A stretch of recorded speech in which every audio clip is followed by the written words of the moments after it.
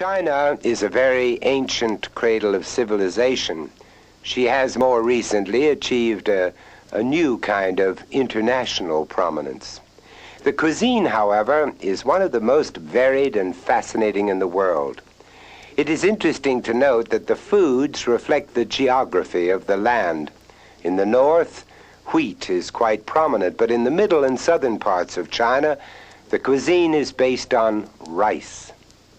Most people have little or no knowledge of Chinese-style cooking.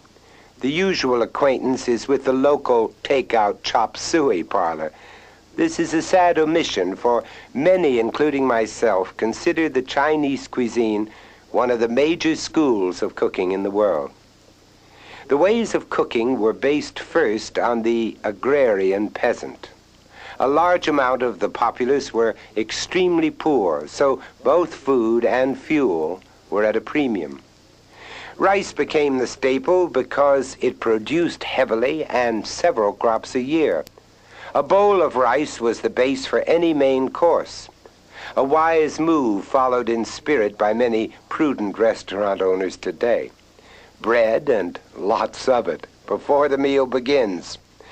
Foods were utilized as completely as possible in China. When there is little to eat, ingenuity becomes all important. Meat was extremely scarce, so vegetables and fish came to the rescue. But many of the famous dishes are vegetable-based. Fuel was also quite scarce, so different means of cooking were invented. The food had to be cooked quickly at high heat. This was a great deal more economical than long, slow cooking. But if food is going to be cooked quickly, it has to be small. This makes infinite sense, for we all know a thin piece of bacon grills much faster than a thick steak. So over the centuries, certain techniques developed. Roll cutting is one of these techniques. It is used on vegetables. The cleaver. May I digress briefly? If you don't have a cleaver, buy one immediately. It is the most convenient instrument in my kitchen. The Chinese cleaver, or choi do, is wicked looking but efficient for everything from fine slicing to dismantling a carcass. At any rate, the cleaver, or if you must, the knife, is held at a 45-degree angle to the cutting surface. The vegetable is held and rolled a quarter turn each time a half-inch slice is made.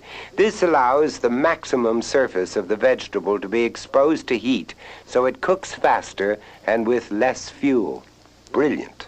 The innovative Chinese realized early that a round-bottomed utensil concentrates the heat so food can be cooked quickly and efficiently. So the wok evolved. The ideogram for wok cooking in Chinese also means exploring. This is fascinating because the endless possibilities of combinations of meat and vegetables make cooking an adventure. One of the techniques for wok cookery is stir-frying. This is accomplished by the use of high heat and the constant movement of the food in the wok. The complement or vegetable is cooked first and removed. Then the main ingredient is cooked, the complement added, and a light sauce blends everything together. A stir-fry must be served the instant it is finished. If it sets, it loses all its character and becomes tired. We need several things to make an authentic Chinese meal possible. First is a wok. They are available in most cooking stores, gourmet shops, and even many department stores. Buy a big one because you can cook small amounts in a large wok, but the opposite isn't true. If you cannot beg, borrow, buy, or steal a wok, there are two other possibilities. A large, thick iron skillet can be used, or an electric frying pan. The Chinese have a lovely instrument for tossing and stirring, but in a pinch a pair of wooden spoons can be used. Now you can proceed. First of all, the cutting and chopping must be done. I buy 2 pounds of broccoli. Look carefully at the leaves. They should be firm, not limp, and the broccoli should have an almost blue frost on the head of the flowerets. We chop the heads or flowerets off and peel the stems of the broccoli, then roll cut the stems. I told you nothing was wasted, so set the stems and flowers in a large bowl.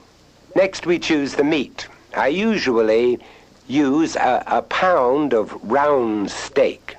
I trim off all the fat and slip the meat in the freezer for 20 minutes. This firms it so I can slice it much thinner and more easily.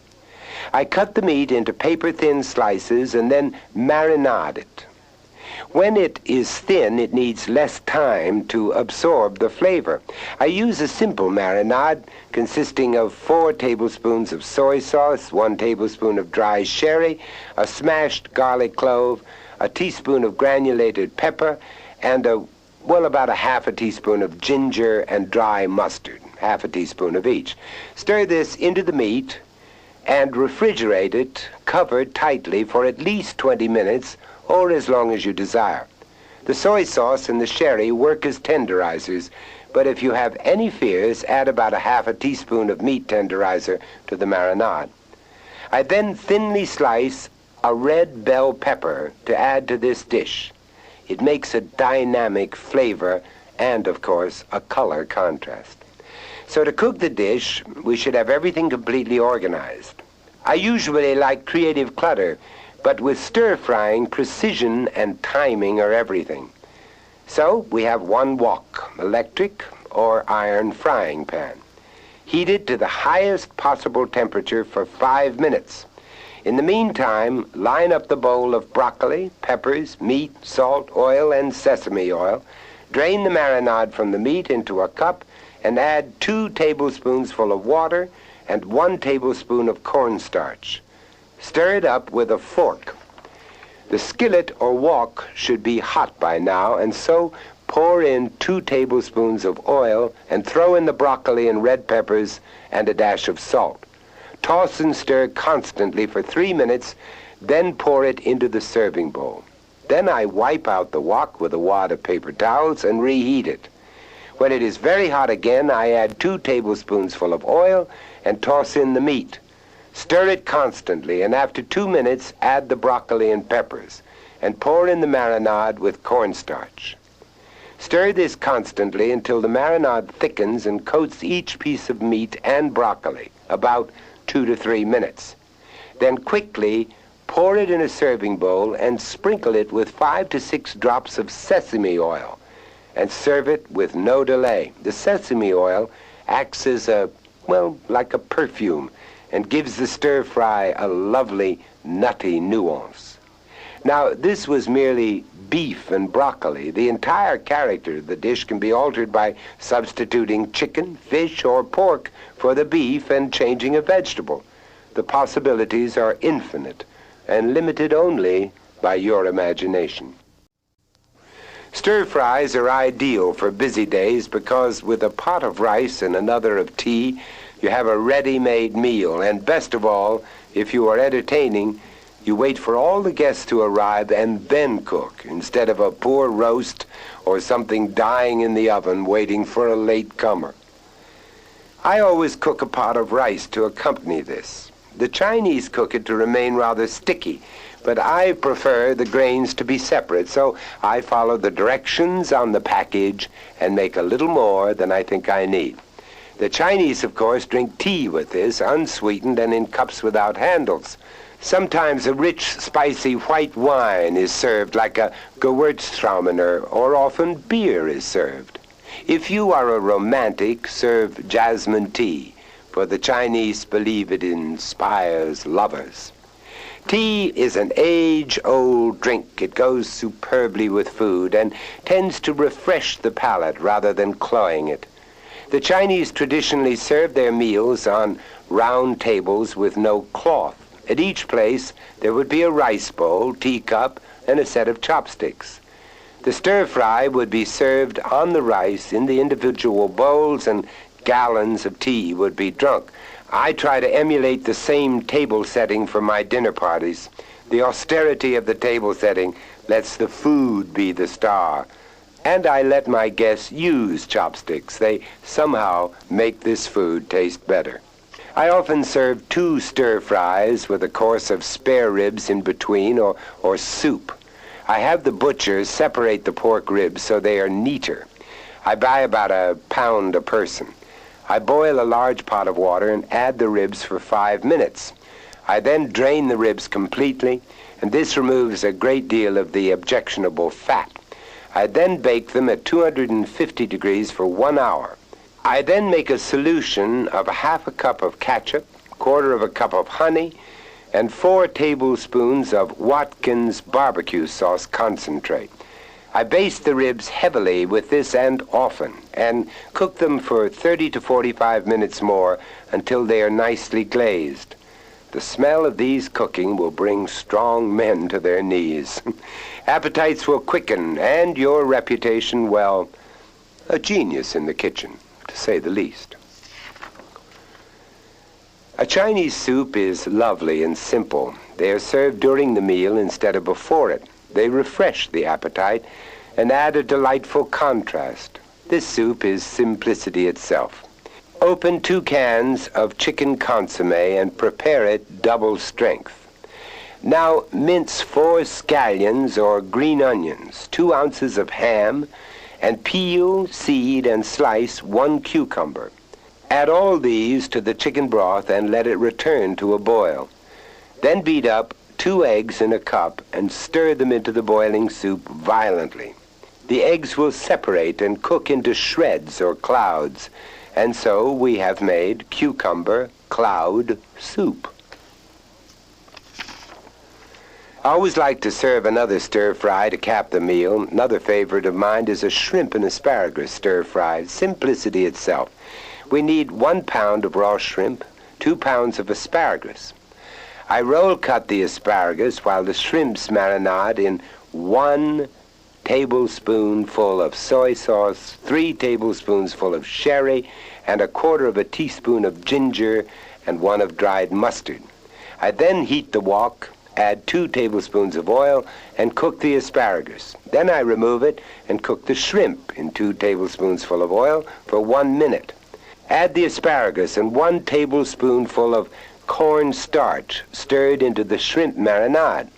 I then sprinkle it with sesame oil and serve it without delay.